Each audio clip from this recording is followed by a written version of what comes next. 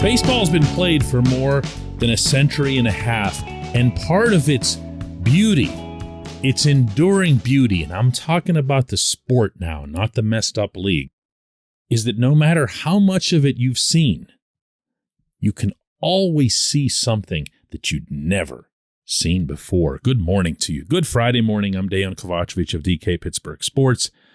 This is Daily Shot of Pirates. It comes your way bright and early every weekday. If you're into football and or hockey, I also offer daily shots of Steelers and Penguins where you found this.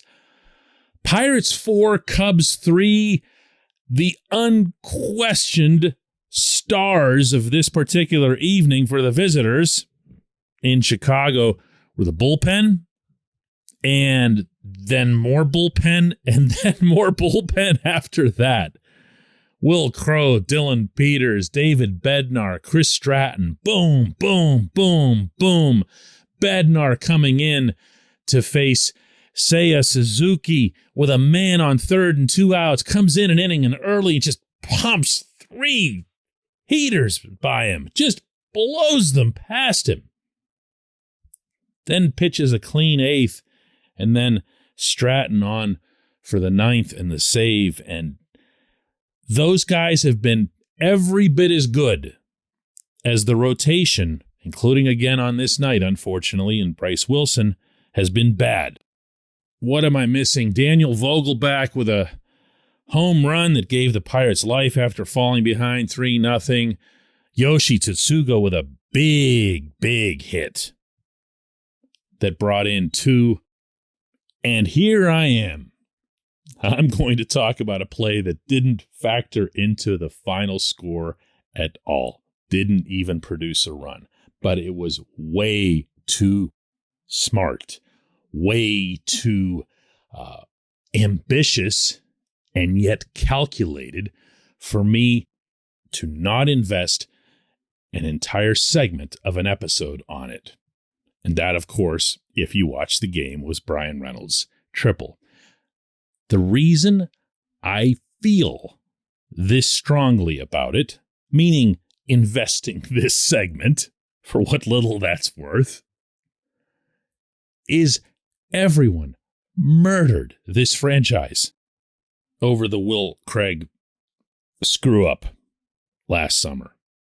It was relentless, and it was all attached to the Pirates. It wasn't that Craig had done something really baseball dumb, which he did and acknowledged. It's that he was playing for the Pirates. So it became this whole, play yakety sax in the background meme that people everywhere who enjoy hating the Pirates, including, oddly enough, locally, they ran to it. They flooded to it, completely ignoring any and all actual context that could be backed statistically that the Pirates were one of the best defensive teams in the majors, and in fact were tied for the major league lead in fielding percentage. They were actually very good fundamentally. For losing 101 games, they were through the roof good, fundamentally. It was one of the few things they did really well. So here, this is balance. People always say they want balanced reporting. This is balance. It's coming right here. This portion of Daily Shot of Pirates is brought to you by our friends at North Shore Tavern. That's directly across Federal Street from PNC Park. It's home of Steak on a Stone, an eating experience, underscoring the word experience. The steak is brought to you partially cooked on an 800-degree stone, and you do the rest. It's a ton of fun, it's a great meal, and it's a baseball atmosphere like no other in Pittsburgh. North Shore Tavern, right across Federal Street from PNC Park. There wasn't much to the play. There wasn't multiple layers to this thing. Reynolds dropped a 49.9 mile an hour double, should have been a double, over the third baseman's head. The third baseman runs backward and thus abandons third base. The Cubs had 2 people standing at second base, and Reynolds, as he circled first, was going full blast. Why? Because earlier in the game, when Hoy Park was in a similar situation, Park slid and blew his opportunity to take an extra bag. This, of course, was noticed by everybody in the visiting dugout, including by Reynolds. But still, the situation itself of hitting a baseball where the third baseman has to significantly abandon his position is rare enough that you can't even necessarily credit that for anything more than being somewhere in the back of his mind.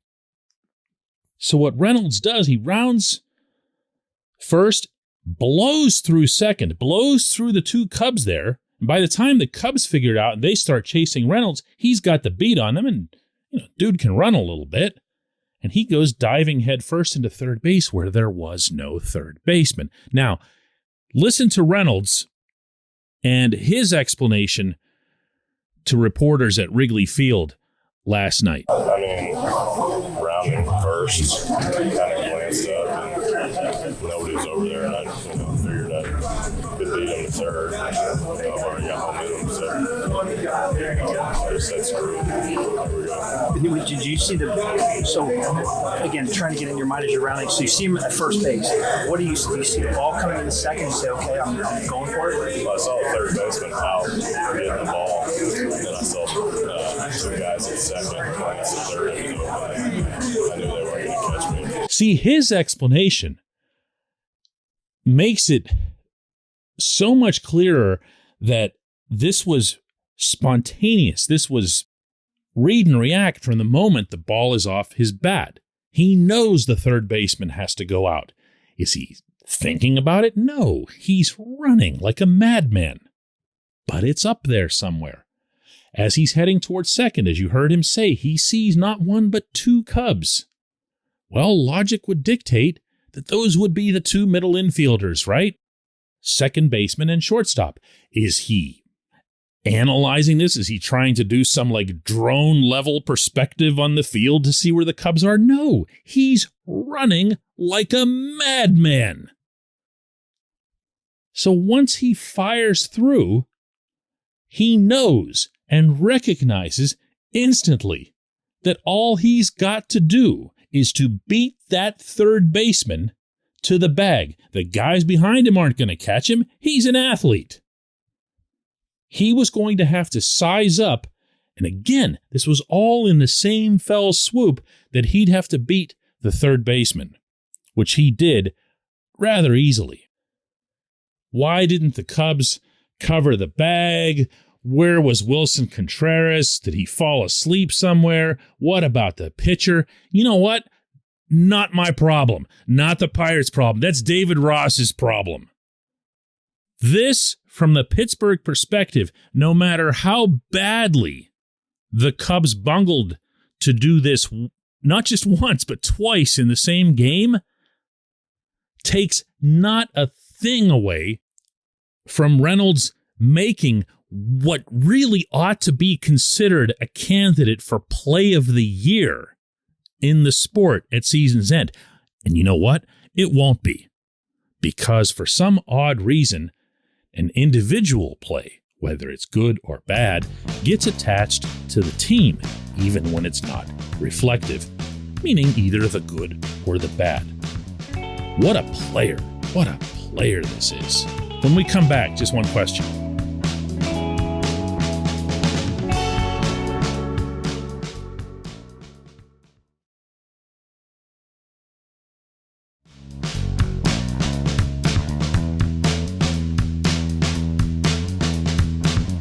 Today's J1Q comes from Jeremy Morrison, who asks, starting pitching hasn't been good, and Will Crowe has been lights out. Seems like the right thing to do is to move Crowe and have him start, but is it really the right move? He's thriving in this relief role, and could he be more valuable by staying in the pen? Well, this is tough. And I thought about this a lot in Milwaukee. I did not bring it up with Crow because I'm not sure he'd have an answer for it anyway. He is really enjoying himself. He is living large, and you would too if you had faced 39 major league batters, and only 4 of them had gotten hits off you, and all 4 were singles. He is strutting. In fact, he is literally strutting. If you saw him after that last K last night, taking that extra walk behind the back of the mound, there's an attitude there. This team could use some of that. You might recall I talked about that back in spring training. And Crow was one of those guys who down in Bradenton kept telling me, I'm coming. I feel this. I feel really, really good about this. I worked slow last year. Now I'm working fast. I didn't use my changeup enough last year. Now it's really getting me outs. And what do you know? All of this has come to pass. You know, all the times you roll your eyes when you read stuff or hear stuff from spring training and go, oh, give me a break. All these guys said, sometimes it actually comes true. Here's some of what Crow had to say last night in Chicago, and I'll advise you again to listen to the intonation in his voice. Yeah, I think, last year I pitched differently because I was not as confident. And this year it's more of I'm going to go after guys and throw my stuff and let it play in the zone, and whatever happens, happens, instead of trying to pick and nibble and, try and make everything perfect. So me being confident in myself and my stuff is just what I'm trying to do this year, and so far it's pretty good. You hear that? Yeah, that's nice. And to what you're asking there, Jeremy, I'm not ready to do that. And at the same time, I am ready to do that because then I watch Bryce Wilson pitch. You know, it's a total tooth pull. Every time this guy takes the mound, he's just begging to come out after 3 1/3. And as wonderful as it was for the Pirates to get 6 innings of superlative relief, that is not a formula no matter how you align your pitching staff. So you're going to have to come up with answers for starters in one form or other. And I brought this up with Derek Shelton in Milwaukee, and he came back with something about using openers again and Sam Howard and this and that. And I'm sorry. I mean, I know what that's supposed to be all about. Somebody puts their lineup together a certain way.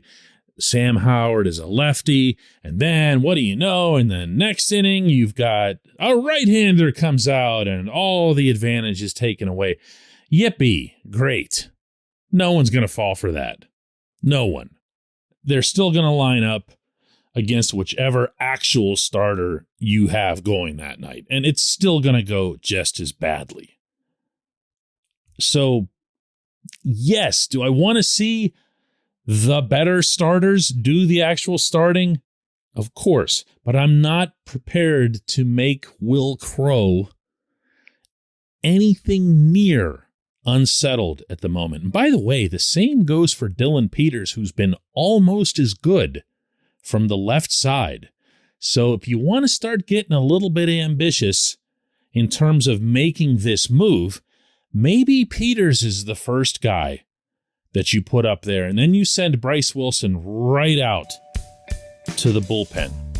And then, lock the door or something. I appreciate the question. I appreciate everyone listening to Daily Shot of Pirates today and all week long, and we'll do another one back here on Monday.